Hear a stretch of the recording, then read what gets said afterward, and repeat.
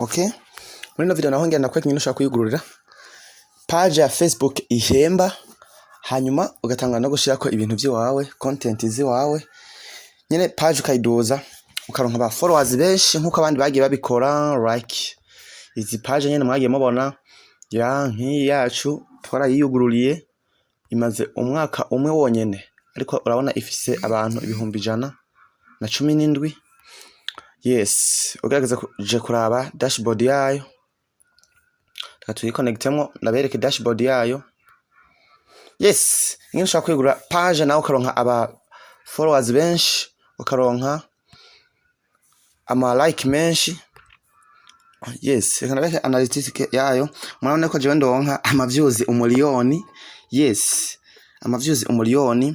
Murabona engagement ko ndonka 90 na izi views ndazi yuko mu gihugu ndi mu bantu bake bazironka. Yeah, nitwebwe n'ivyamamare nyene bigenzi byanje. Right, ngenda kwekera nawe ngene ushaka kwigura page ya Facebook, hanyuma ukatangwa nawe kuronka ama views menshi cyane mu mwanya mutoyi cyane, hanyuma ukayiduza byoroshe. Ndakubwiye n'ubuhinga bwose nakoresheje. Ugumane nanje rero gushika impera ya video, hanyuma ndakwibutsa yuko ushaka kumenya byinshi raba ino link iri muri commentaire, ni ya chaîne yacu ya WhatsApp. Niho dutanga ibintu byinshi, niho dutanga ama video menshi, niho dutanga ibintu byinshi cyane bishobora kugufasha kuduza content ziwawe. Okay guys, tuyiconnect muri Facebook kugira ukire page yawe ya Facebook ihemba.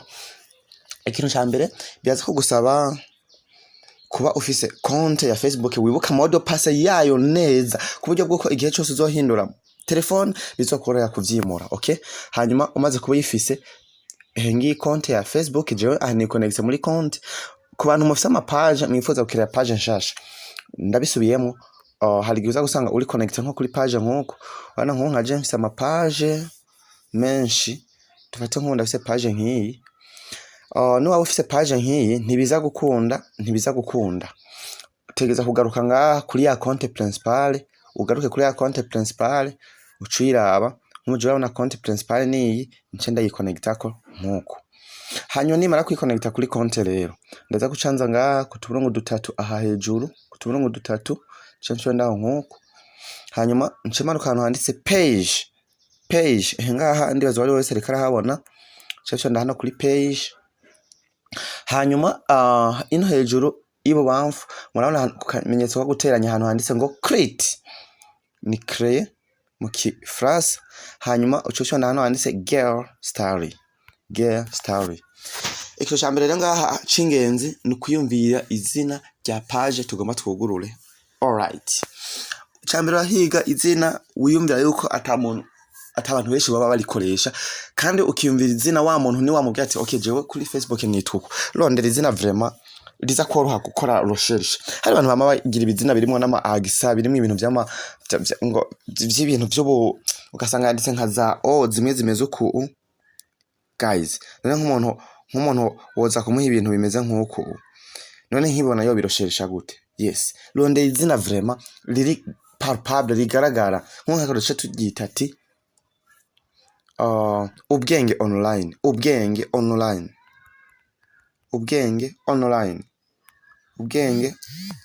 espace online. Nkaho urabona vraiment iki ni kintu wari wese mugati je kuri Facebook nitwa ubwenge online. Mbega dutanguze urudome rukuru kugira ngo bibe ibintu biri official. Ubwenge online, n'umuntu wese avuga ati iki kintu cy'ubwenge online yisanga ahabonye iryo zina hose aca yinjirayo, aca yifuza kwinjirayo ngo abone ubwenge online ikora ibiki. Uhejeje ivyo ucumanuka no hepfo ahantu handitse next, ugashonda kuri next. Ni etape zine tuza gucako. Urabona etape ya mbere twayivuye ko yo gutora izina, utugiye kuri etape igira kabiri. Baratubaza category.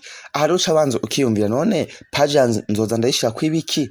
Nzoyishira ku muziki, nzoyishira ku ibintu by'imyidagaduro, nzoyishira ku ibintu by'amagara y'abantu. Hano hashize ko musician band, health, grocery store, ibintu by'inyubako nkuko. Urashaka kuja ngaha kuri add category aha muri recherche ukirondera category wawe. Shaka kuza ugafyondayo ukaba recherche. Hano bashize not a business, baby men's, hano bashize ko nyinshi zitandukanye. Digital creator, nkuje je mu digital creator, umuntu acreate ibintu biri digital, cyangwa personal blog, product service, ari nk'umuntu adandaza ibintu nibiki tubeka twigire digital creator. Ndabibutsa yuko urashobora gushirayo n'ikindi ukiroshereshira hali uraroshesha ari nka science and technology n'ibindi. Right. Etape ya kabiri turayivuye ko tugiye kuri etape igira gatatu cha tufyo hano kuri next step. Turafyo ndaho nkuko.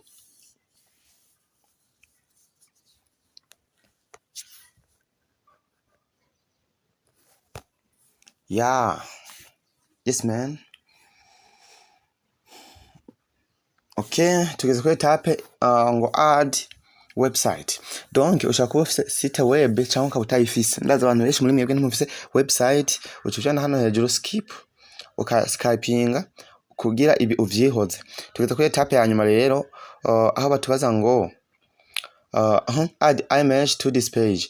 Use image that prevent with this page.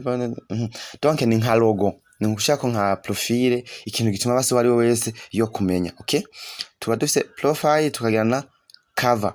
Tukaduhere kuri profile ngaha hejuru. Ya upload, cyaduca kuri upload. Hama tukayiraba muri telefone ahantu yo biri. Dushaka kuzana nk'iyi nk'akarore cyatugira done. Hanyuma tukarinda process uko irangira. Yes guys. Hanyuma ndaguhamagarira yuko wokora imbere yuko ndakwereka utuntu twanyuma twingene page uyiheraheza. Kandi ugahamagariye gukora subscribe guys. Kora subscribe hano hejuru nyene kuri YouTube. Hanyuma wandike no muri commentaire nawe cigwa wifuza ko tubaha. Ndabibutsa yuko nk'iki cigwa nkoze ni umuntu ejo yari yanditse muri commentaire aravuga ngo ugize iminsi wigisha ku vya YouTube. Ariko jewe ndabona YouTube ahantu ntiyonyorera gukoresha. Nyereka ingene no kuyugururira channel plutôt page ya Facebook ihemba. Cyatuja hano kuri cover naho cover picture, tuja kuri upload, turaba agakava twoshirayo, hama tugire done. Yes, tutugira done. Turindire process ku ifoto iheza kurangira. Ibi ni ibintu bituma nawe ndibazo urabona ko ari ibintu bituma umuntu niyakora recherche bimworohera kumenya. So ibintu birangiye tuza ngaha hepfo kugira ngo tubiheraheze tugire ijambo done.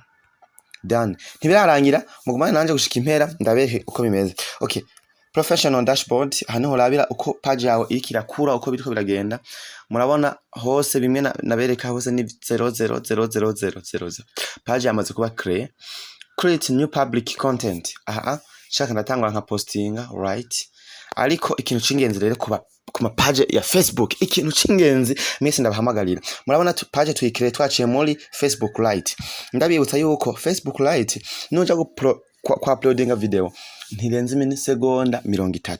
Utegeka kucokoresha ino Facebook. Nta muntu numwe afise page adafise no Facebook adatunze no Facebook nini. Facebook nini ucuyinjiramo nkuko. Hanyuma kagenda nyene hano ukiconnect hano ukacuronda ya page doheje gukrea ngiyi ubwenge online ngiyi ya page cyatuyiconnectamo nkuko. Tumaze kuyiconnectamo mwabantu mu gushirako video uca hanyuma ugashirako video. Reka nzoze ku munsi wavyo ndabereka ingene utangura gushaka video ziwawe, kandi ndabibutsa ko na Facebook isigaye itera ama copyright kuva DRC Congo ibaye monetize. Ndabibutsa kugira uronke monetization birasaba yuko ubu byaroroshe cyane. Birasaba yuko ufite aba followers 5,000 hama ukaronka n'iminota 180. Ni kuvuga aba followers 5,000 iminota 180. Ni kuvuga iyo ni monetization ya mbere iyo bita ads. Donc ucumonetize ya ads mugabo hariho iyindi monetization ya 10,000 followers. Hanyuma ndabibutsa yuko Congo ubu eligible, Kenya iri eligible, Tanzania iri eligible. Urashaka gucufata iyi Facebook yawe imaze kukwiza ivyo bintu kacuyiha umuntu ari muri Congo akazara gupostingira utanga $20. Thank you for watching.